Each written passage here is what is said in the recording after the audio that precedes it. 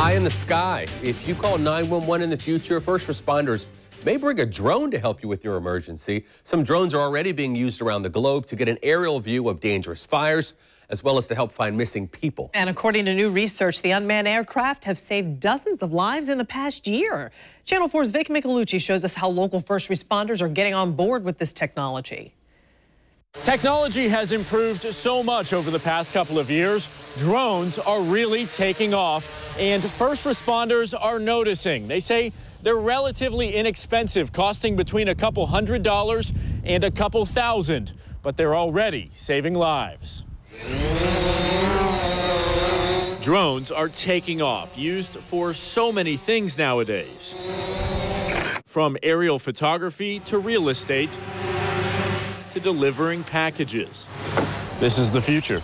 It's the future, and it's here. I'm going to gimbal down a little bit. But they're also becoming more and more important for first responders. Trying to get closer, but the wind's pushing me around a little bit. Check this out.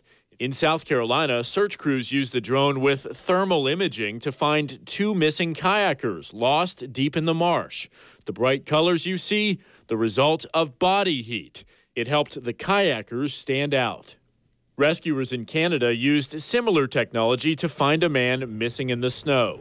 And in Texas, a volunteer using a drone actually dropped a rope to people stuck in floodwaters. Unmanned aerial vehicles, or UAVs, are still relatively rare within police and fire departments, and there aren't any in daily use at agencies in our area. But the word is out. With the new technology that's out, we kind of jumped on the opportunity to come out here and see where we could fit this into our agency. You got movement on the bridge. Captain Andrew O'Quinn with St. Johns County Fire Rescue says the possibilities are endless. It's why he and his counterparts from around the Southeast are getting special training right here in Jacksonville. Unknown hazardous materials, unknown WMD. Instructors at FSCJ's Fire Academy of the South now teach classes about how to use the cutting-edge technology. Someone's on the top of the ship waving for help. Drones for first responders. Went over there and just get a shot of the door.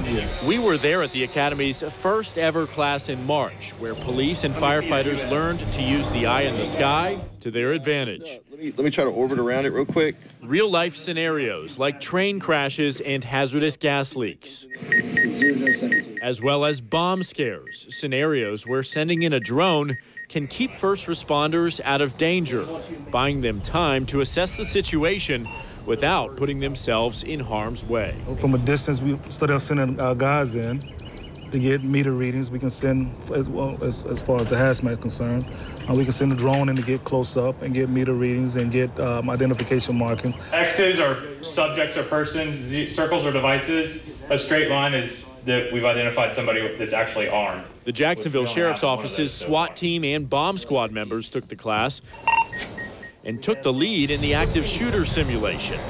No, as you're advising in the bridge, there's one subject on the floor. I've got the one with the rifle. Drones can be used to keep watch on a shooter or hostages, giving officers a better idea of what they're getting into before they bust in.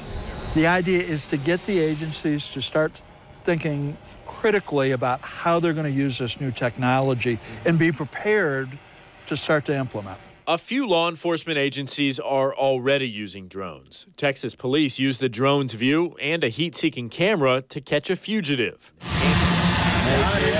And companies around the world are testing out drones that will bring life vests to distressed swimmers and first aid kits to stranded hikers. The results are real. A study from the drone maker DJI found that UAVs have saved 59 lives in recent years and 38 in just the past 10 months. It's going to make our jobs a little bit easier, possibly keep some responders a little bit safer. So the big question is, when will we see these in our area? Well, I spoke with leaders at the Jacksonville Sheriff's Office, Jacksonville Fire and Rescue Department, and St. Johns County Fire Rescue. All of them tell me they believe that drones will help with their emergency response. None of them, however, had an exact date on when they would get them or when they would roll them out, so it might be a couple of years. I'm Vic Micolucci, Channel 4, the local station. This eye in the sky could also be a huge cost saver. The assistant chief of Miami-Dade Fire Rescue told us it costs about $2,100 an hour to respond to an incident with a helicopter. You could buy a very nice drone for that amount of money. For more than a dozen examples of how drones are saving lives around the world, go to news4jax.com and look for this story on the homepage.